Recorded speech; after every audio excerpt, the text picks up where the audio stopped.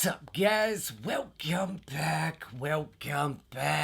Glad you're here. On today's episode, we got a very good one planned for you. That's right, we're going to be looking at a number deck that comes in Mnemonica stack that was a very limited 1,000 print run, and it's very golden.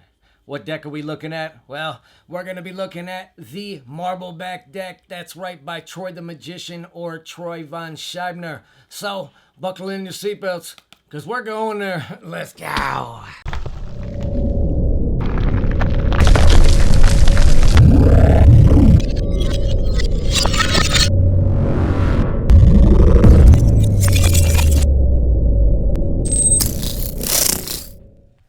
Alright, so the Marbleback playing cards by Troy von Scheibner, or like he's better known as Troy the Magician, is a limited edition run deck of only 1,000 printed with number seals. If you're not familiar with Troy and some of his accolades, well, other than being a member of the infamous 52, he also had his own TV series back in 2014 titled Troy, where he kind of performed incredible stunts in street magic before unsuspecting public. The tuck box is meant to look like that marble back or like a marble countertop. It's going to say the marble backs in gold foiling along the front, and that's the only place you're going to see text. The tuck box is made up of not your typical USPCC box. Not sure who he went with as far as the tuck is concerned, but it's a very much so thick cardboard-esque type of tuck. The other thing you're going to receive is this really nice golden style tax stamp seal, and it's going to be numbered with his signature in the middle. They say that what always glitters isn't gold. Well, this time around that's false, because the whole inner workings of this tuck box are solid gold, as you can see. The whole inside, inner flaps, and everything else. This deck comes printed by the United States Playing Card Company on their smooth stock. That's right, if you don't know what that is, well, it's going to feel kind of similar to the Emanations deck or the Hidden Leaves. It's going to also feel kind of similar to the Aviators deck that you can get at your local Walgreens or any kind of other, grocery stores. And it's going to feel also kind of similar to the Maverick decks also. It's going to have a modern cut and an air cushion emboss. This deck also comes in a Mnemonica stack, and if you're unfamiliar with what that is, I'll link some things below from Juan Tamariz on Mnemonica. You're going to have a medium white poker border there along the edges of the deck, and inside that you're going to have a nice little kind of gold foil border that goes along the side of that as well. You're going to have a two-way back design of that marble image that we see carry on through the back design, making it super elegant to the looks. The only two extra cards you're going to receive in this deck are your two original and duplicate jokers. As you can see here, it's just an all blank white card, and it's going to have Troy's signature in gold.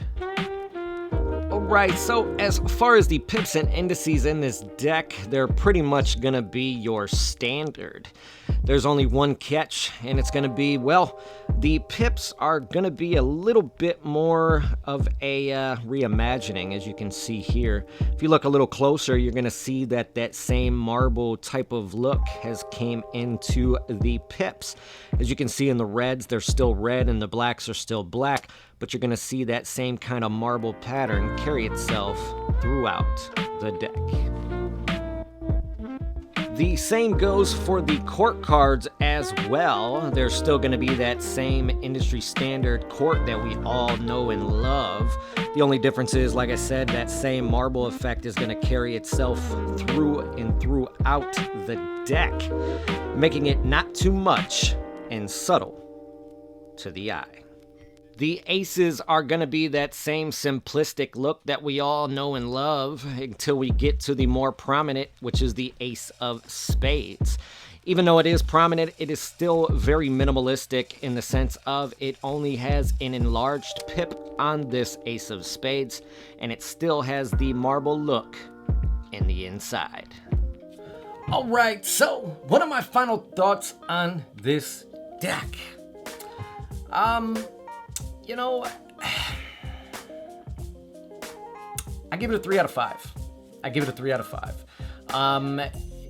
It's one of those ones that's right on the cusps of 3 and a 4. Man, it's close. There's a couple things that really, it's not saying it's a bad deck, right? 3 is about middle of the road, right?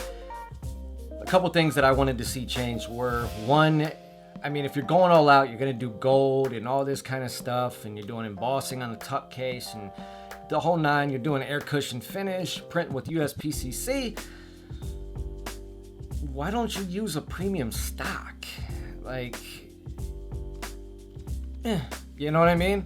And it's funny because it even says it on the bottom of the website.